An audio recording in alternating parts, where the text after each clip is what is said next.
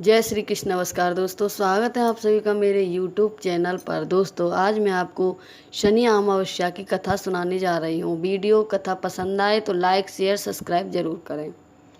प्राचीन समय में एक बार सभी नवग्रहों सूर्य, चंद्र, मंगल, बुध, बृहस्पति, शुक्र, शनि, राहु और केतु में विवाद छिड़ गया कि इनमें सबसे बड़ा कौन है। सभी लड़ने लगे और कोई निर्णय न होने पर देवराज इंद्र के पास निर्णय कराने पहुंचे। इंद्र इससे घबरा गए और इस निर्णय को देने में अपनी असमर्थता जताई, परंतु उन्होंने कहा कि इस समय पृथ्वी पर राजा विक्रमादित्य हैं, जो कि अति न्यायप्रिय हैं। वे ही उनका निर्णय कर सकते हैं।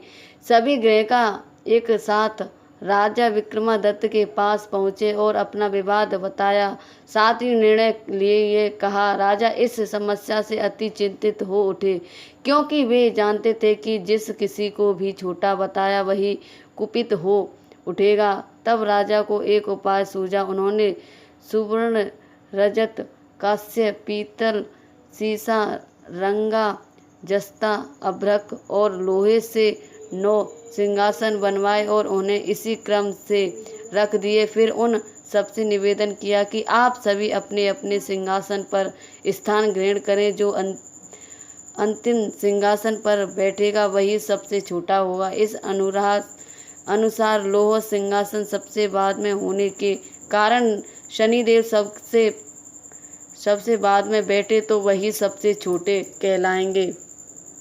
उन्होंने सोचा कि राजा ने यह जानबूझकर किया है। उन्होंने कुपित होकर राजा से कहा, राजा तू मुझे नहीं जानता। सूर्य एक राशि में 1 महीना, चंद्रमा 2.25 महीने 2 दिन, मंगल 6 महीना, बृहस्पति 13 महीने व बुध और शुक्र 1 महीने विचरण करते हैं, परंतु मैं 2.5 से 7.5 साल तक रहता हूँ। बड़े बड़ों का मैंने विनाश किया है।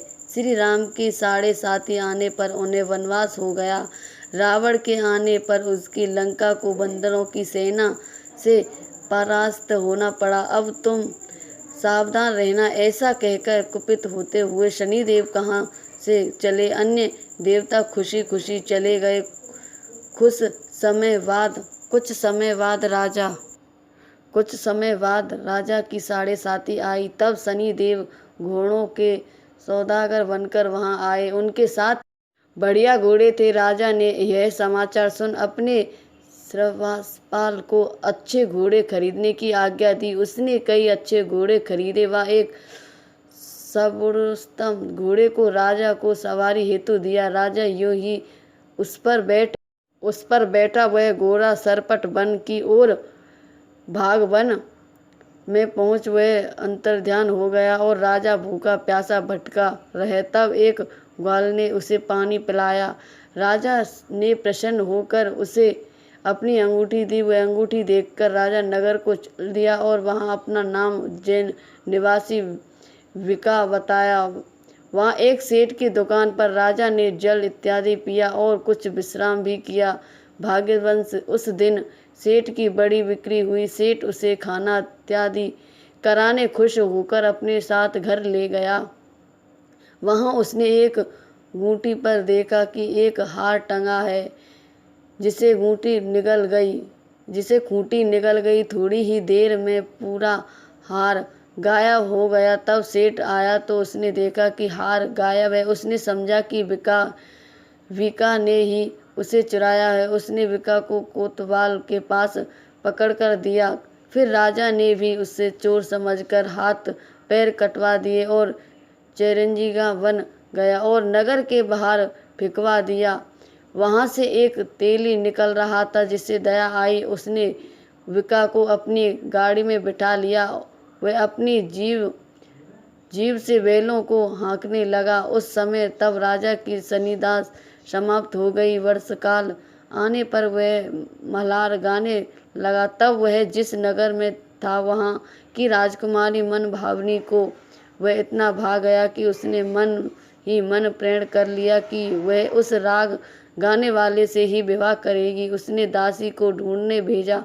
दासी ने बताया कि वह एक चिरंजीवी है, परंतु राजकुमारी न मानी। अगले ही दिन उसने उठते ही वह अनुशासन पर बैठ गई कि विवाह करूंगी तो उसे बेहतर समझाने पर भी वह नहीं मानी। तो राजा ने उस तेली को बुला भेजा और विवाह की तैयारी करने को कहा। फिर उसका विवाह राजकुमारी से हो गया। तब एक दिन सोते हुए स्वप्न में शनिदेव ने राजा से कहा, राजन, देखा तुमने मुझे छोटा बताकर कितना दुख झेला है। तब राजा ने उससे क्षमा मांगी और प्रार्थना की, हे शनिदेव, जैसा दुख मुझे दिया किसी और को न दे। शनि मान गए और कहा कि जो मेरी कथा और व्रत करेगा उसे मेरी दशा में कोई दुख न होगा।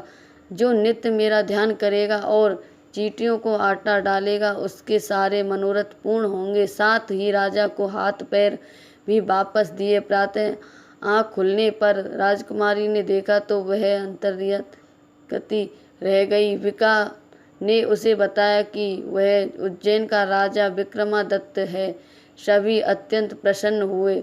सेठ ने जब सुना तो वह क्षमा मांगने लगा। राजा से कहा कि वह तो शनिदेव का कोप था, इसमें किसी का भी कोई दोष नहीं। सेठ ने फिर भी निवेदन किया कि मुझे शांति तब ही मिलेगी जब आप मेरे घर चलकर भोजन करेंगे। सेठ ने अपने घर नाना प्रकार के व्यंजन और ने राजा को सत्कार किया। साथ ही सबने देखा कि जो खूंटी पर हार निकल गई थी वह अब उसे उगल रही थी। सेठ ने अनेक मोहरे देकर राजा का धन्यवाद किया और अपनी कन्या श्री कुमारी के प्रमाणीकृत निवेदन किया। राजा ने सहर्ष स्वीकार कर लिया। कुछ समय पश्चात राजा अपनी दोनों रानियों मनभावनी और श्री कुमारी सहित उज्जैन नगरी को चले। वहां पूर्ववासियों ने सीमा पर ही उनका स्वागत किया। सारे नगर में दीपक जले और खुशी मनाई गई। राजा ने घोषणा की कि मैंने शनिदेव के सबसे छोटा बताया था, जबकि असल में वही सर्वोपरि। उससे तब से सारे राज्य में शनिदेव की और कथा नियमित होने लगी। सारी प्रजा ने बहुत समय खुशी और आनंद के साथ बिताया। जो कोई शनिदेव की इस कथा को सुनता है या पढ़ता है उसके सारे दुख दूर हो जाते हैं। बोलो शनिदेव महाराज की जय।